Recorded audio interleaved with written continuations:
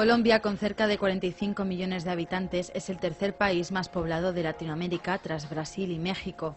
Según el Fondo Monetario Internacional, es la cuarta economía de América Latina. Sin embargo, la desigualdad en la distribución de la riqueza hace que 17 millones de colombianos vivan en la pobreza y que 6 millones estén en la indigencia, subsistiendo con menos de $1 por día. Decenas de miles de muertos, de desaparecidos o de personas desplazadas han ido configurando un país que lleva décadas de conflicto y que ha visto con estupor la alianza entre paramilitares, jefes del narcotráfico y políticos que justifican estos acuerdos con el objetivo de acabar con las FARC, movimiento guerrillero que desde 1964 mantiene una lucha armada frente a los distintos gobiernos colombianos. En los años 60, incluso antes de la aparición de la guerrilla, una misión militar de los Estados Unidos sugirió a los gobiernos colombianos que adoptasen una estrategia paramilitar para combatir ideologías progresistas. Esos grupos paramilitares han crecido hasta controlar territorios enteros y han utilizado los métodos más condenables de represión de la población civil.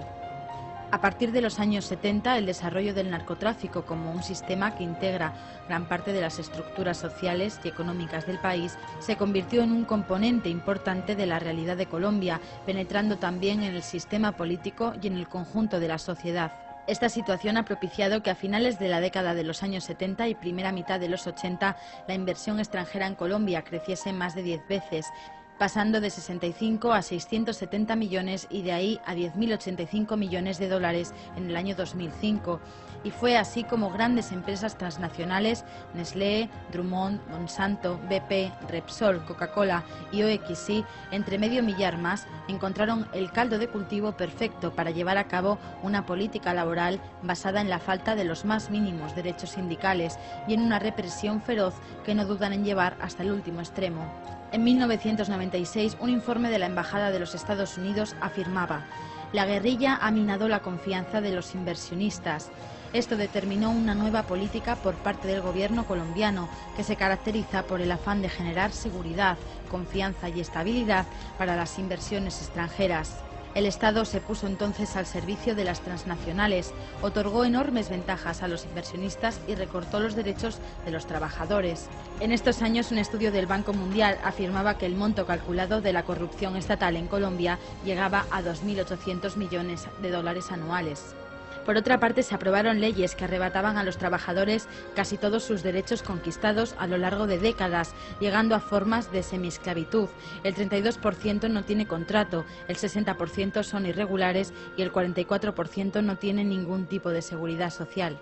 Coca-Cola, que en la mayoría de los países del mundo es simplemente una bebida refrescante, en Colombia ha despedido a más de 10.000 trabajadores que han sido reemplazados por mano de obra temporal. Además, 7 trabajadores de Coca-Cola han sido asesinados, 3 de ellos en plena negociación colectiva, 2 han desaparecido, 48 han sido desplazados y 2 exiliados. Y en muchos casos los escoltas personales de directivos de la empresa han sido utilizados para agredir a la organización sindical. Si hubiera que elegir a una empresa especialmente implicada en este drama de muerte, tal vez la más significativa sea OXY. Esta corporación es beneficiaria directa de asistencia militar y posee pistas de aterrizaje propias que son utilizadas por los operativos militares. La Fiscalía General de la Nación dispone de un documento en el que se describe un acuerdo entre Unión Fenosa y los paramilitares, que por una parte tiene como objeto garantizar por parte de la empresa un mejor servicio de energía en áreas y barrios ubicados en zonas de influencia de los paramilitares, y por otra aseguraba la presencia de personas de confianza de los paramilitares en puestos claves de la administración de la empresa, conociendo así a los dirigentes sindicales a la vez que garantizando una absoluta seguridad tanto a los directivos de Unión Fenosa en Colombia como a su patrimonio económico. Con la elección de Álvaro Uribe Vélez en 2002, el conflicto se extendió a una franja importante de la sociedad civil que se vio obligada a asumir una solución militar al conflicto. Pese a todos estos datos, en el país existe una gran conciencia de clase. Pero ser sindicalista en Colombia no resulta fácil. Según distintas fuentes, en los últimos 20 años han muerto asesinados entre 2.000 y 4.000 sindicalistas y han desaparecido más de 138. En el año 2009 han sido asesinados 37 dirigentes sindicales. En más del 90% de los casos, los responsables no han sido puestos a disposición judicial. Amnistía Internacional considera que la crisis de derechos humanos a que se enfrentan las personas que desarrollan actividades sindicales es muy grave, ya que se aplica una estrategia militar-paramilitar coordinada que tiene por objeto menoscabar el trabajo de estas personas. Centrales sindicales, instituciones y movimientos sociales de todo el mundo muestran su solidaridad con los sindicatos colombianos, pero esas muestras de apoyo apenas sí tienen cobertura en los medios informativos que silencian lo que está ocurriendo con el movimiento sindical colombiano.